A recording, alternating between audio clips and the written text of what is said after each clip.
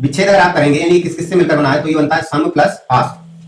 किससे मिलकर बना है? सम प्लस आस, समास। इसको क्या बोलेंगे? समास। अब जैसे समास है तो समास का विच्छेद आप क्या करेंगे? तो सम प्लस आस, इसके बाद यादा है और ये पूरा तो क्या हो जाएगा? समास। ये जो व्यंजन है, ये जो व्यंजन विदाउट स्वर के लिखा गया है, किसके लिखा गया? विदाउट स्वर के, तो इसका सम विच्छेद हो जाएगा सम प्लस आस।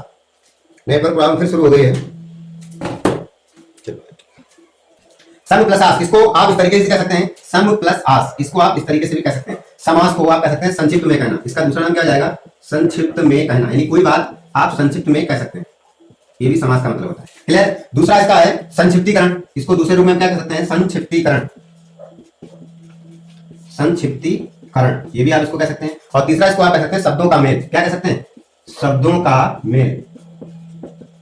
तो तीन इसके नाम इस तरीके से हो जाएंगे। शब्दों का मेल, वो भी कैसा? सार्थक शब्द, ना कि निरर्थक शब्द। कैसे होने चाहिए? सार्थक, जिनका कोई अर्थ हो, जिनका कोई अर्थ हो, ये नहीं निरर्थक शब्द का प्रयोग आप करें। तो ये सब क्या कहलाते हैं? समास कहलाते हैं। समास को आपने विच्छेद कर दिया सम प्लस आस, इसका मतलब होता है संक्षिप्त में कहना, या उसको कह सकते हैं संक्षिप्तीकरण, या कह सकते हैं इसको शब्दों का मेल। ये जो चीजें हैं ये सब बराबर है, ये सब बराबर, एक ही बात है, ये सब क्या है? एक ही बात है। समास का ये रूप है। तो जल्दी से जल्दी नोट कर लीजिए, नोट कर लीजिए, लिंक को शेयर कर दो बेटा। अतुल प्रजापति, गुड मॉर्निंग बेटा। छोटा रूप बिल्कुल सही, राजोल आपका जवाब बिल्कुल सही। अब देखते हैं हम इसमें समास क्या है।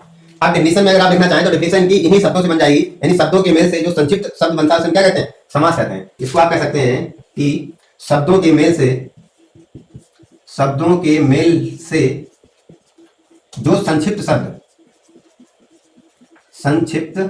शब्द बनता है उसे समास कहते हैं। क्या कहते हैं? समास। समास पद कहते हैं या समस्त पद कहते हैं, कुछ भी कह सकते हैं आप, समास पद या समस्त पद कहते हैं। क्लियर? शब्दों के मेल से जो संक्षिप्त शब्द बनता है उसे समास पद या समस्त पद कहते हैं। क्लियर? ये डेफिनेशन हो गई। दूसरा टाइप इसका ये हो सकता है कि समास पद को वापस, यानी जब समास पद को आप वापस विक्षेपित कर देंगे तो वो क्या कहलाएगा? वो आपका क्या कहलाएगा? विग्रह, समास विग्रह। यानी लिखो दूसरा पॉइंट आपने, समास पद को वापस विस्तृत रूप में लाने को समास विग्रह कहते हैं।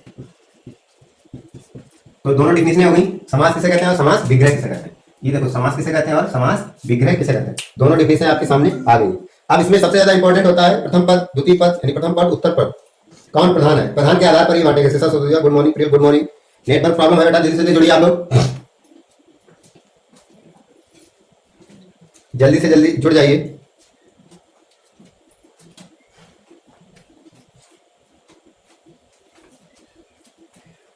इस लिंक को अधिक से अधिक बच्चों के पास शेयर कर दीजिए।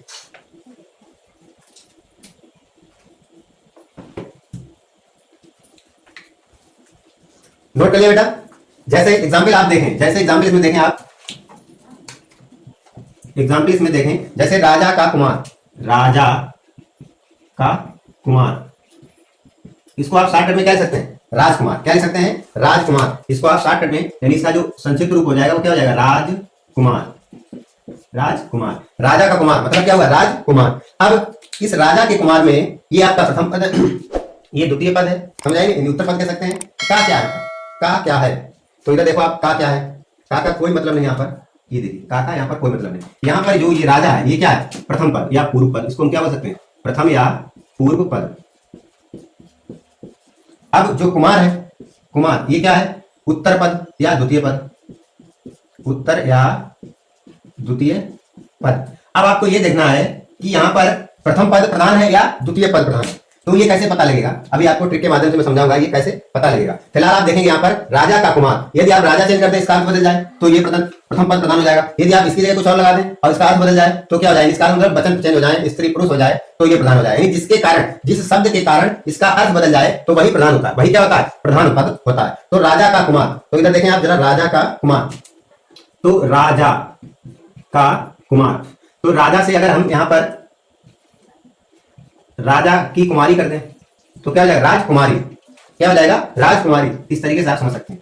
जैसे राजा, एक तरफ मैंने लिख दिया कुमार तो राजकुमार, एक तरफ मैंने लिख दिया कुमारी तो राजकुमारी, राजकुमारी। अब ये क्या है? यहाँ पर ये क्या है? पुल्लिंग, ये पुल्लिंग है और ये क्या है? स्त्रीलिंग, स्त्रीलिंग, यही तो है। ये आपका पुल्लिंग हो गया, ये स्त्रीलिंग हो गया।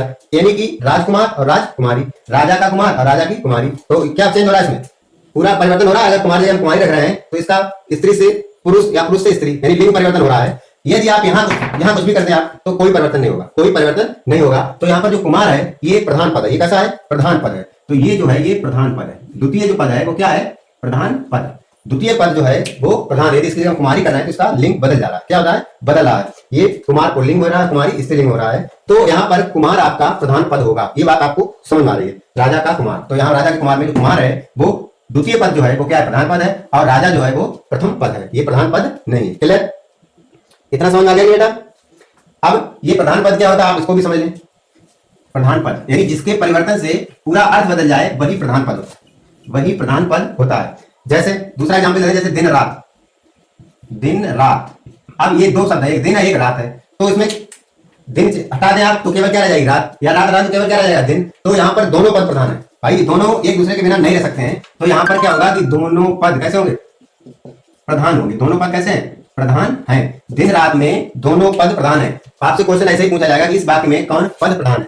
प्रथम पद है, द्वितीय पद या तृतीय पद? और तो दिन रात जैसे शब्द है, ऊंच नीच, ऊपर नीचे, समझे? ये सब क्या है? दोनों पद प्रधान वाले हैं। अब प्रथम पद प्रधान हो गया, द्वितीय पद प्रधान हो गया, दोनों पद प्रधान हो गए। एक प्रकार के प्रधान ऐसे होते हैं जिसमें उसका अर्थ ही नहीं होता, वो तीसरा पद प्रधान होता है। उसमें तीसरा पद प्रधान होता है, वो आपको दिखाई नहीं पड़ेगा। जैसे एग्जाम्पल में ले लूं दशानन। किसका एग्जाम्पल ले लूं? दशानन। दशानन। अब दशानन का मतलब क्या हो गया? दशानन का मतलब होता है, इसको आप लिखेंगे तो 10 आनन। क्या हो जाएगा? 10 आनन, यानी जिसके 10 सिर हो। जिसके दशानन किसको बोला जाएगा? जिसके 10 सिर हो, यही तो बोला जाएगा, जिसके 10 सिर हो। तो यहाँ 10 और आनन। अब आप बताएं इसमें कौन प्रथम पद है, कौन द्वितीय पद है, और दोनों में कौन प्रधान पद है? दोनों में कौन प्रधान पद है? तो 10 सिर वाला अगर शब्द आ जाए तो 10 सिर में आपके दिमाग में एक ही क्वेश्चन आता है, रावण। क्या आता है? रावण। और किसी के 10 सिर थे नहीं, तो यहाँ पर रावण शब्द नहीं दिया गया, नहीं दिया गया। तो यहाँ पर जो रावण है, यहाँ का जो पद है वो रावण प्रधान है। समझ आई नहीं? ये प्रधान है। कौन प्रधान है? रावण, जिसे हम कहेंगे तीसरा पद। क्या कहेंगे? तीसरा पद। ये आपको दोनों में से कहीं दिखाई पड़ा ना? प्रथम पद में ना द्वितीय पद में, तीसरा पद प्रधान है। दशानन मतलब क्या है? स्पेशल बात आ गई है। तो यहाँ पर रावण जो है वो प्रधान पद है। समझ आ गया नहीं? इसमें ना प्रथम पद और ना द्वितीय पद प्रधान है। इसमें देखिए ना प्रथम पद प्रधान है और ना द्वितीय पद प्रधान है, ये दोनों प्रधान नहीं है। तीसरा पद प्रधान है, वो कौन है? रावण। और रावण यहाँ कह दिया गया? नहीं दिया गया। तो इस तरीके से आपसे पूछा जा सकता है कि इसमें कौन सा पद प्रधान है। फिलहाल ये समास की डिफिनेशन थी, अभी प्रधान पद आपको नहीं बताया गया। समास क्या है उसको आप कैसे पढ़ेंगे वो सब गाथा थी आपके सामने। अब आप पढ़ेंगे समास के भेद, यानी समास कितने प्रकार के होते हैं। समास कितने प्रकार के होते हैं? क्लियर? जल्दी से जल्दी नोट कर लो। समास के भेद, अगला लाइन डाल दीजिए आप, समास के भेद। समास के भेद, तो समास के कितने भेद होते हैं? समास के कितने भेद होते हैं? आप लिख सकते हैं समास के 6 भेद होते हैं। 6 भेद होते हैं, यानी 6 प्रकार का होता है। कितने प्रकार का होता है? 6 प्रकार का होता है। 6 प्रकार का होता है। पहला आपका होता है अव्ययी भाव समास।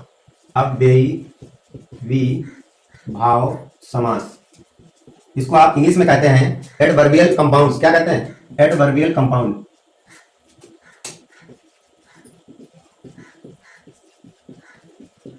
Adverbial compound. दूसरा आपका होता है तत्पुरुष समास। तत्पुरुष समास।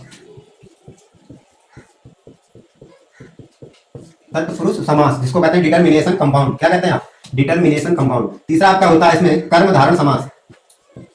कर्मधारण या कर्मधारय समास। और चौथा आपका होता है इसमें द्विगु समास। द्विगु समास। पांचवा आपका होता है इसमें बहुब्रीय समास। बहुब्रीय समास।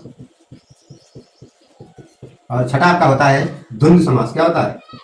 द्वंद्व समास।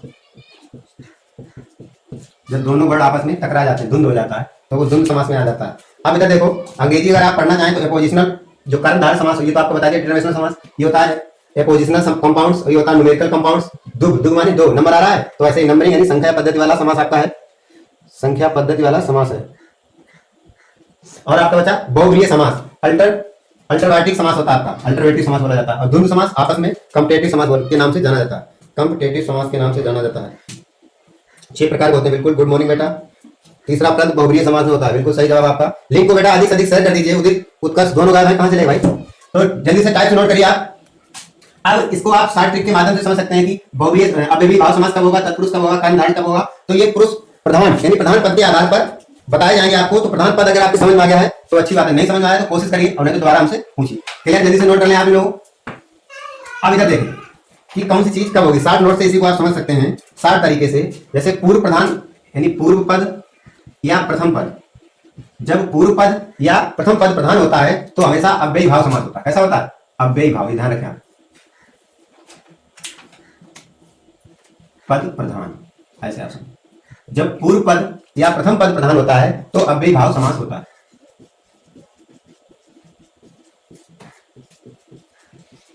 जैसे अभी आपको एग्जाम्पल दिया गया था, उसमें उत्तर पद प्रधान था। जैसे आजीवन, आजीवन, आजीवन, ये देखो यहां पर जो आ है ये प्रधान है, ये पूर्व पद है और जीवन द्वितीय पद है, तो ये चीज यहां पर प्रधान है। इधर ये यहां पर क्या है? प्रधान है। कैसे है एग्जाम्पल के माध्यम से आपको और समझाया जाएगा।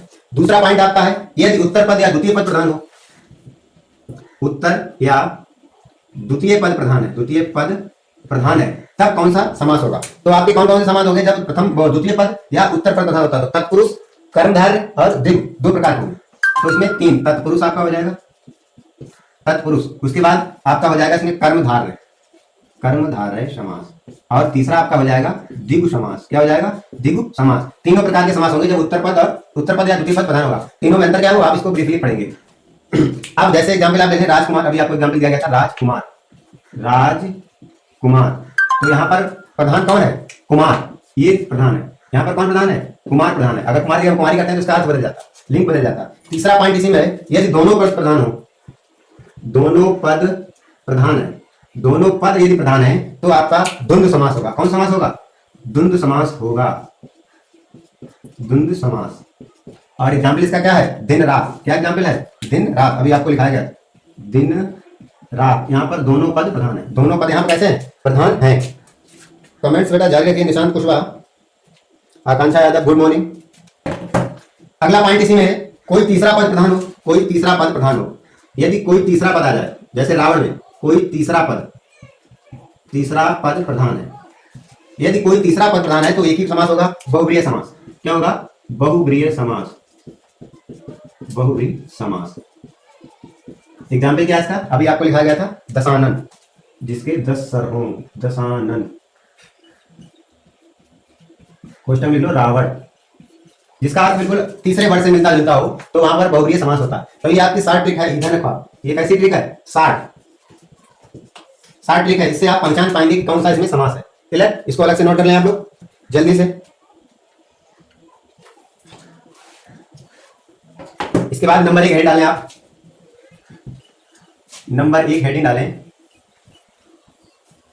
अव्ययी भाव समास, एडवर्बियल कंपाउंड। अव्ययी भाव समास, अव्ययी भाव समास, अव्ययी भाव समास। तो आपने पढ़ा हुआ एडवर्ब की तरह कार्य करता है, ये इंग्लिश पढ़ते हैं तो उसी तरह।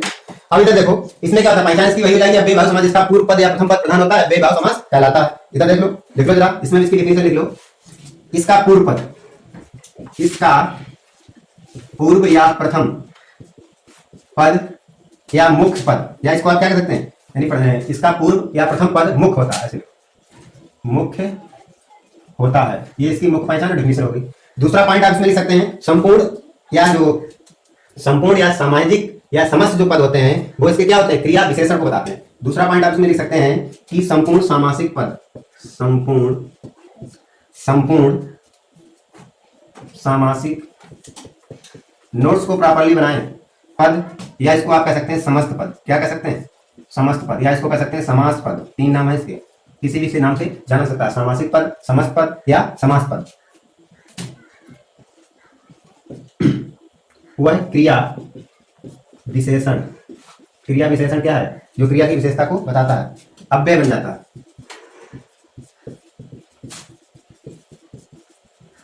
यानी संपूर्ण सामासिक पद या समस्त पद या समास पद, वह क्रिया विशेषण अव्यय बन जाता है। क्या किसमें बन जाता है? क्रिया विशेषण अव्यय में परिवर्तित हो जाता है। अब यहाँ विशेषण क्या है? विशेषण क्या है? यहाँ पर विशेषण मतलब है क्रिया की विशेषता बताने वाला। जो क्रिया की विशेषता बताता है उसे क्या कहते हैं? विशेषण। आगे आप पढ़ेंगे अभी विशेषण क्या है। जो क्रिया की विशेषता बताता है उसे क्या कहते हैं? विशेषण कहते हैं। तीसरी इसकी पहचान होती है जो इंपॉर्टेंट है, यानी इसका जो पहला पद होगा, पहला पद जो होगा उसकी विशेषता ये होगी कि उसमें आ, यानी सबसे पहले क्या लगा होगा, आ लगा होगा। जैसे आजीवन अभी एग्जाम्पल दिया गया था आपको, या अनु, अनुग्रहित, या प्रति, प्रत्येक, या भर, पूर्ण पेट, यथा, यथाशक्ति, ऐसे शब्द पहले आते हैं। यावत, हर, यानी कि हर का मतलब हो गया यहाँ प्रत्येक, आदि होता है, आदि, ये शब्द शुरुआत में आते हैं, ये शब्द शुरुआत में आते हैं। यानी इसका जो पहला पद होगा वो आ सकता है अनुप्रतिपद, आप समझ जाए, जैसे आ जाए आजीवन तो आप समझ जाए अव्ययभाव समास है, या प्रत्येक अव्ययभाव समास है, भरपूर्ण, अव्यय, यथाशक्ति, हर, जैसे हर व्यक्ति मतलब प्रत्येक व्यक्ति, अर्थ वही निकल रहा है। अब एग्जाम्पल आप इसमें देख लें जरा, एग्जाम्पल इसका देख लें। एग्जाम्पल अगर आप देखें तो जैसे कोई भी एग्जाम्पल वैसे ही, जैसे मैंने ले लिया यथा, यथा मतलब क्या हो गया, यथाशक्ति, यथा धन शक्ति, यथा, यथा प्लस शक्ति क्या हो जाएगा, यथा प्लस शक्ति हो जाएगा आपका यथाशक्ति, क्या हो जाएगा, यथाशक्ति। आप्रति या उपरा, विश्वराजो बिल्कुल सही जवाब। Prince Yadav, network few days, network समस्या, बिल्कुल कुछ दिनों से नेटवर्क की समस्या चल रही है। तो यथा प्लस शक्ति तो हो जाएगा यथाशक्ति, यथाशक्ति, यथाशक्ति। अब पूछ दिया जाए यथाशक्ति में कौन सा पद प्रधान है, तो यथाशक्ति में कौन सा पद प्रधान है, तो सिंपल सी बात है प्रथम पद प्रधान है। और यहाँ से भी मुझे पता लग रहा है कि यथा आ गया तो ये अव्ययभाव समास होगा। अब इसको आप कई पदों में तोड़ के देख सकते हैं। जैसे यथाशक्ति का मतलब क्या होता है, शक्ति के अनुसार, इसका अर्थ क्या होता है, शक्ति के अनुसार, यानी जितनी आपकी शक्ति है उसके अनुसार, ये भी लिख सकते हैं आप, शक्ति के अनुसार। जैसे एग्जाम्पल लेने आप लोग परीक्षा की तैयारी करते हैं तो एग्जाम्पल इसमें ले सकते हैं कि राम, राम यथाशक्ति, राम यथाशक्ति, यथाशक्ति से, यथाशक्ति से प्रथम आने का प्रयास कर रहा है, प्रथम आने का प्रयास कर रहा है, प्रयास कर रहा है, प्रयास कर रहा है। अब दूसरा आप ले सकते हैं सीता, दूसरा एग्जाम्पल क्या ले सकते हैं, सीता यथाशक्ति से प्रथम आने का प्रयास कर रही है, क्या हो जाएगा, कर रही है। तो आप यहाँ देख रहे हैं कर रही है, तो जैसे आपने ये चेंज किया तो यहाँ पर भी कर रही है, यानी आपका जो वर्ड है वो चेंज हो गया। ये क्या था यहाँ पर, राम पुल्लिंग, राम क्या था यहाँ पर, पुल्लिंग था, और सीता किसमें चेंज हो गई, स्त्रीलिंग में, इसमें चेंज हो गई स्त्रीलिंग में। अगर इसकी जगह आप दूसरा ले लें, जैसे लड़के या लड़कियां, लड़के यथाशक्ति से प्रथम आने का प्रयास कर रहे हैं, यानी ये तो बात यही रहेगी, कर रहे हैं। अब ये क्या हो गया, बहुवचन, क्या हो गया, बहुवचन, क्या हो गया यहाँ पर, बहुवचन हो गया। अब आप यहाँ ये देख रहे हैं कि यथाशक्ति में कोई परिवर्तन नहीं हुआ। तो इस प्रकार जो अव्ययभाव समास होता है उसमें प्रथम पुरुष ही प्रधान होता है, कौन होता है, प्रथम पुरुष ही प्रधान होता है। जल्दी से नोट करिए, इसको आप जब तक दोबारा नहीं पढ़ेंगे समझ नहीं आएगा। अभी तो ये डिफिनेशन ही चल रही है, आप पहचानने की ट्रिक आपको बताएंगे कैसे आप पहचानेंगे। जैसे आपसे कह दिया जाए प्रतिदिन, प्रतिदिन, एग्जाम्पल आपको मैं दे रहा हूं प्रतिदिन, प्रतिदिन, तो ये क्या हो जाएगा, प्रति प्लस दिन, ये हो जाएगा प्रतिधन दिन। तो यहाँ प्रथम पद प्रधान कौन है, प्रथम पद प्रधान है, कौन सा भाव है, अव्ययी भाव समास है, क्योंकि यहाँ पर प्रति आ गया। इसी तरीके से आ जाए यथा संभव, क्या आ जाए, यथा संभव आ गया, तो क्या हो जाएगा यहाँ पर, यथा धन संभव, ये हो जाएगा, यानी प्रथम पद यहाँ पर हो जाएगा यथा, यथा संभव। प्रथम पद क्या होगा यहाँ पर, यथा होगा, यथा संभव। इसका मतलब क्या होता है, जैसा संभव हो, जैसा संभव हो। अब जैसे आपसे पूछ दिया जाए कि प्रतिदिन में पूर्व पद कौन सा है, द्वितीय पद कौन सा है, और इसका समस्त पद कौन सा है, और इसका विग्रह क्या है, विग्रह क्या है, यानी विस्तृत रूप क्या है। ऐसे पूछ दिया जाए प्रतिदिन में कौन क्या है, तो आप देखो एग्जाम्पल दे रहे हैं फिर उसके बाद में प्रतिदिन, तो प्रतिधन दिन बराबर प्रतिदिन, इसका शाब्दिक अर्थ क्या हो जाएगा, प्रत्येक दिन, क्या हो जाएगा, प्रत्येक दिन हो जाएगा। अब यहाँ पर जो प्रति है ये क्या है, ये पूर्व पद है, ये क्या है आपका पूर्व पद, ये आपका पूर्व पद है, इधर देखो पूर्व पद। अब दिन क्या है आपका उत्तर पद, ये क्या है उत्तर पद। प्रतिदिन क्या आपका है समस्त पद, ये क्या है समस्त पद, समस्त पद, यानी दोनों को मिला के बना है। और प्रत्येक दिन आपका विस्तृत या विग्रह, ये क्या है आपका विग्रह। ये बात आप विशेष ध्यान रखें, पूछ सकता है इसमें कौन क्या है। अब पूर्व पद ही आपका क्या, इसी को आप बोल सकते हैं अव्यय, क्या बोल सकते हैं अव्यय, अव्यय। अभी आपको डेफिनेशन में लिखाया गया था कि वह क्रिया विशेषण अव्यय बन जाता है। जो प्रथम पद होता है वो क्या बन जाता है, क्रिया विशेषण अव्यय, क्रिया की विशेषता बताता है। प्रतिदिन यानी प्रत्येक दिन, वो क्रिया कब हो रही है, प्रत्येक दिन, प्रत्येक दिन ही हो रही है। आप दूसरा एग्जाम्पल इसमें ले सकते हैं, जैसे अनुरूप, अनुरूप तो अनुधन रूप, तो यहाँ पर जो अनु है ये आपका पूर्व पद है, और जो रूप है वो उत्तर पद है, और समस्त पद है अनुरूप। अब इसका विग्रह क्या हो जाएगा, अनुरूप का विग्रह क्या हो जाएगा, रूप के योग, क्या हो जाएगा रूप के योग, अनुरूप मतलब वो उनके अनुरूप है, उनके योग्यता के अनुसार है, कहते हैं आप लोग नहीं कहते हैं। तीसरा आप इसमें ले सकते हैं आजन्म, आजन्म तो आधन जन्म, हो गया, ये पूर्व पद हो गया, ये उत्तर पद हो गया, और समस्त पद क्या हो गया, आजन्म, आजन्म। अब इसका विग्रह क्या हो जाएगा, आजन्म, यानी जन्म से लेकर, वो आजन्म ऐसा है, जब से उसका जन्म हुआ है तब से वो ऐसा ही है, जन्म से लेकर, यही बात हुआ, आजन्म, जन्म से लेकर। अगला आप कह सकते हैं जैसे भर पेट, भर पेट, तो भर धन पेट बराबर क्या हो जाएगा, भर पेट।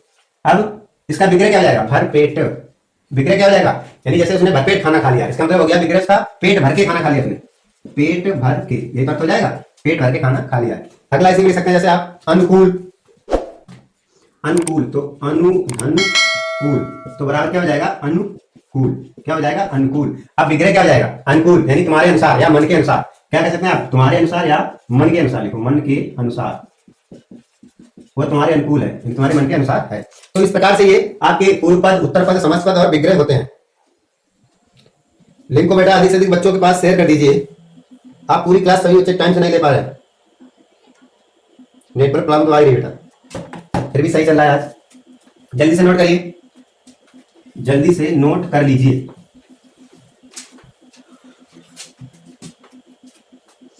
इसी में दो चार पद और लिख दें, जैसे बेशक, बेशक, तो हो जाएगा बे और प्लस शक, इसका समस्त पद क्या हो जाएगा आपका, बेशक, यानी शक के बिना, शक के बिना, शक के बिना। अब जैसे रात प्लस रात, रात प्लस रात, पूर्व पद भी रात है, उत्तर पद भी रात है, तो इसको आप समस्त पद में कैसे लिख सकते हैं, रातों रात, यानी वो है कार्य रातों रात हो गया, रातों रात। अब इसका विग्रह क्या हो जाएगा, रातों रात का विग्रह क्या हो जाएगा, रात ही रात में, यानी वो जो कार्य हुआ है वो रात ही रात में। क्लियर। इस तरीके से आपके अव्यय भाव समास होते हैं, उनमें प्रथम पद, द्वितीय पद और समस्त पद होते हैं। अब इसी में दूसरा है तत्पुरुष समास। क्या है तत्पुरुष समास, तत्पुरुष समास आप समझ लें। इसके बाद तत्पुरुष समास आपका कल चलेगा क्योंकि नेटवर्क बिल्कुल नहीं आ रहा है, वीडियो आपका प्ले नहीं हो रहा। दूसरा जो पॉइंट है वो है तत्पुरुष समास, तत्पुरुष समास, इसको आप पढ़ के भी आए तभी समझ आएगा। समास क्लास में आप लोग इंटरेस्ट नहीं ले रहे हैं, तत्पुरुष समास इस क्लास में आप लोग इंटरेस्ट नहीं ले रहे हैं। दोनों पद एक जैसे हो तो भी अभी बिल्कुल सही जवाब, दोनों पद एक जैसे हो, जैसे रातों रात, रातों रात एक ही जैसे दोनों पद हैं, तब भी क्या हो जाएगा अव्यय भाव समास। तो तत्पुरुष समास कल आपको पढ़ाया जाएगा 9 बजे। कितने बजे? कल 9 बजे लाइव क्लास होगी। समस्या हाँ बेटा नेटवर्क की रहती है, इसको आप समास को अच्छी तरीके से अपनी बुक्स में देख लें, उसके बाद कल हमसे क्वेश्चन पुट अप करें, कल आपको नई ट्रिक के साथ फिर बताएंगे। जिन बच्चों ने अभी तक हमारे वीडियो को लाइक या शेयर नहीं किया है तो वो लाइक और शेयर जरूर कर दें, और बच्चा प्रॉपर्ली नोट्स बनाए, तभी ये आपको समझ आ पाएगा। ये हिंदी की मास्टर क्लास अगर एक बार आपने पढ़ ली तो किसी भी एग्जाम को आप क्रैक कर सकते हैं। तो आज के लिए बस इतना है, कल फिर आपको मिलेंगे 9 बजे।